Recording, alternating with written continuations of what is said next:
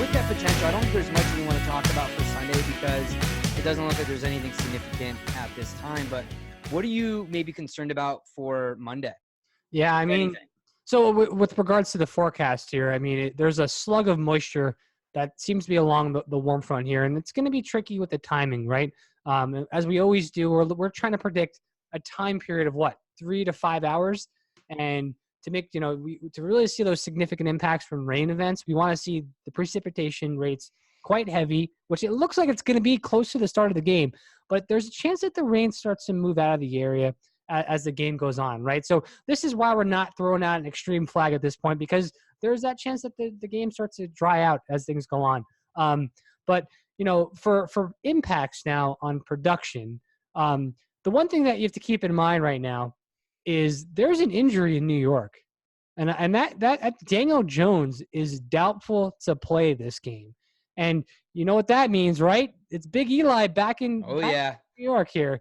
So I'm ready. Eli Manning is projected to be the starter here, and he's coming off cold, right? When was the last time Eli's played, Sean? It's been weeks.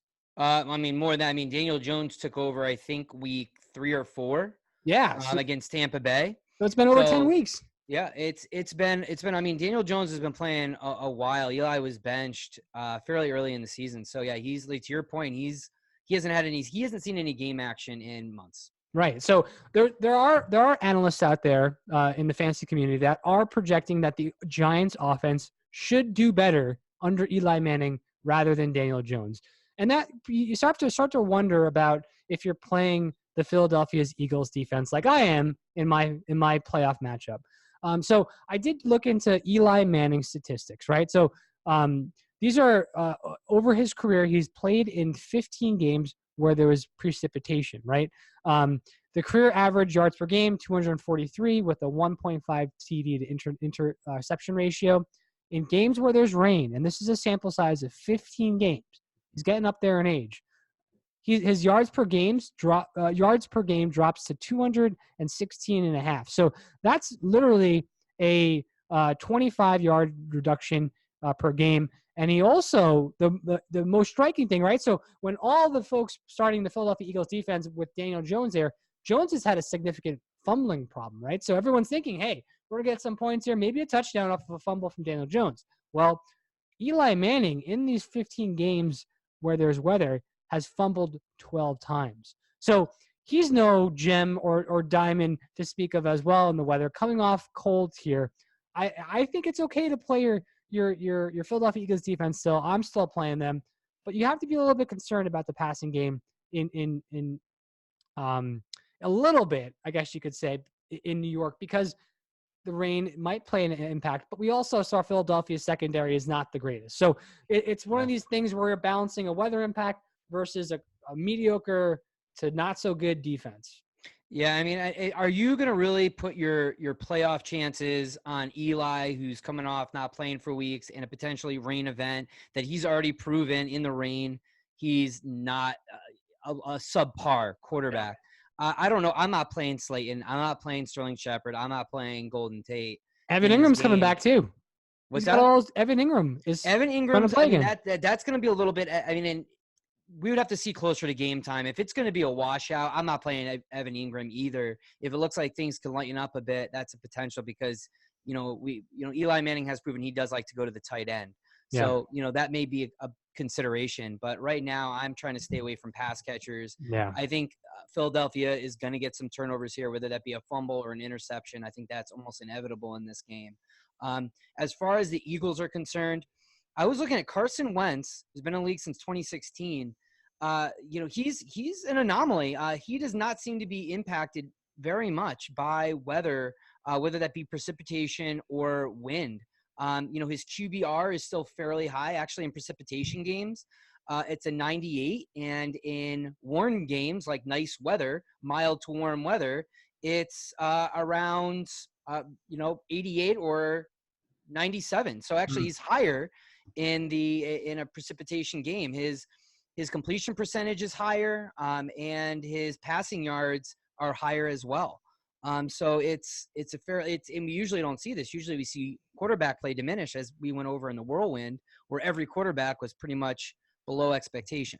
Right. So I'm not as concerned with Carson Wentz. I have him in every single one of my leagues, and I am playing him in every single one of my leagues, especially against a Giants secondary, which proved against Aaron Rodgers that cannot, defend themselves out of a paper bag. So I am playing. I'm playing Carson Wentz. I'm also excited about Miles Sanders. Jordan Howard does not look like he's going to play. Miles Sanders played, I think, around 80 to 85% of snaps last Big week. game last week. And he may get some dump offs if the weather's not good and it's harder for the receivers to get downfield efficiently if that's the case. So I think he's got some upside too.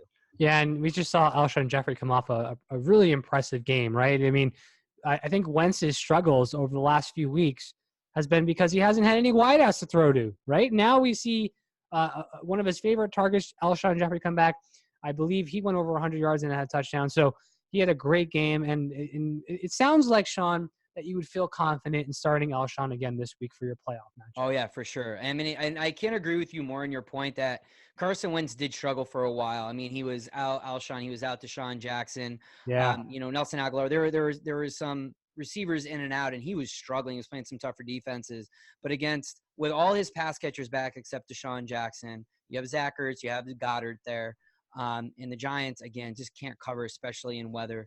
I'm very confident in all the offensive players for the Eagles. Which is bad news for me because I'm playing Sean in our matchups, and from the sounds of it, he's starting Carson Wentz against me. So I am, but you also have Miles Sanders. That's right. Well, yeah, the news about Jordan Howard not playing contact yet, that's still good news for Miles Sanders owners because we've seen a little bit of a shift in the running game there. When J.J. got signed, seemed to be getting some of the work there, but last week, it kind of seems like the Eagles have moved away from J.J. a little bit and started to lean more on their rookie running back. Yeah, I mean, he's played well. He's been efficient. He's good out of the pack. He's proven he's a good pass catcher when they need him to be. He's shifty.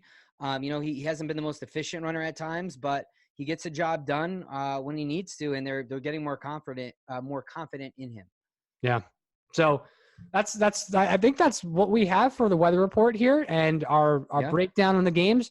It's been a great season so far. The Fantasy Football Weather Guys, it's a learning experience for us trying to figure out how to provide this information to you guys, and also keep you engaged, right? We know talking about statistics and sometimes weather, if you're not a weather nerd, like, a lot of people are, it can get kind of boring. So we're here to try to get this information out to fantasy football community too, so you guys can make these decisions in a way that you feel confident, and we want you to win your playoff matchup. We want the best here. Exactly. And we also just want to appreciate and say thank you for the support. We got a ton of questions coming in last week about people concerned with the weather. So what that also tells us is people care about this stuff. Not only do people care, but it also has an influence. I mean, of the 5 games that were played, every single one had substantial influences. People are bringing this stuff up. They're concerned about it. They want to know more. And so that's our job. Our job is to try to get you the fantasy related information with regards to weather. So we're getting there, and we really appreciate those of you who have supported us along our journey. And hopefully for you, you have a couple more games here as you continue to hopefully succeed in the playoffs. Yeah, good luck in the playoffs, guys. We're like Sean mentioned, we want you guys to ask us questions here. We're here to help you with your start-sit decisions, and our interaction through Twitter is where it seems to be the most easiest and convenient for everyone. So that being said, we actually did get a question, Sean, on Twitter from a user here, Sing with Tweets, and it's a question about who would you start, Kyle Allen or Mitchell Trubisky?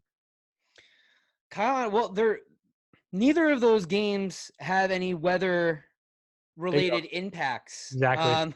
That's what I told him. I said, listen, there's no weather impacts here. So Cowboys Bears is going to be Thursday here, and we're not expecting any weather to impact them. And then the Panthers are at the Falcons, which is a dome game. Yeah. I'm honestly going Allen if I had to play. I'm going Allen. The Falcons have been spotty on defense. They've had a couple good games, a couple bad games. I don't know what to expect from them. But I think, the Panthers are going to be fighting here. They're in a dome game, so which I prefer, regardless if there's any weather. When you start to get winter here in Chicago and things get a little bit colder, I'm so more comfortable playing in a dome. So, and Trubisky, I don't trust him against a middle tier. Comes from a man who lives in defense. Chicago. I don't. I think the Cowboys, they could potentially show up and shut Trubisky down. Not that I'm expecting him to completely flop, but I think the likelihood of Allen succeeding here is definitely higher. Yeah, something to consider. I think so. Rob Rivera, the coach of the Panthers, was fired this week, right? So you have to wonder how the interim coach is going to step in and handle the offense. Is it still going to be a everything to McCaffrey type of environment? So this is something that you have to consider for downside when you are doing your DFS lineups. I mean, I've been living or dying by McCaffrey every week. He's got that 20 on DraftKings, $10,500. May have dropped a couple hundred this past week, but it's expensive. And now there's a little bit of risk involved that we don't know exactly how that's going to play out. So I'm still starting him. The matchup is not bad for McCaffrey, but I'm worried about it. This one of the, you might want to have a little bit more variance in your DFS lineups. And Atlanta's picked it up a little bit, but over the course of the season, they're around, I think, the 17th ranked. They're the 17th ranked rushing defense with yards against, at least. Just that metric is yards against, giving up around 108 yards per game. So I'm confident with McCaffrey here. I think if you're an interim coach, you're going with where you know you're going to succeed, and that's going to be to McCaffrey. But with that being said, he's also a good pass catcher, so Allen may benefit from that. Yeah. So, all right, guys, that's all we got for this week, week 14. We're looking forward to it.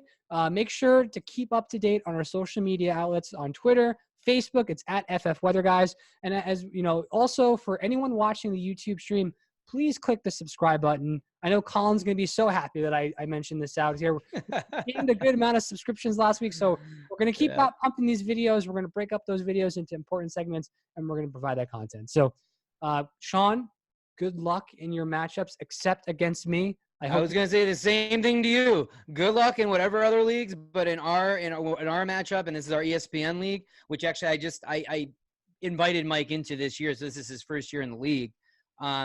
I really, really hope Miles Sanders kind of flops. No. And I really hope you play Tyler Lockett, because that's who Mike was debating playing. And he also picked up – I dropped Jamison Crowder because he hasn't been done a lot, and Robbie Anderson's taking targets, and Mike picked him up. So we'll see if that comes back to bite me. Yeah, we'll see. We'll let you guys know in our next episode. All right, guys. Good luck this week. Go win your first round of the playoffs. If you have a bye, enjoy your time off like Colin is. All right. Have a good week, guys.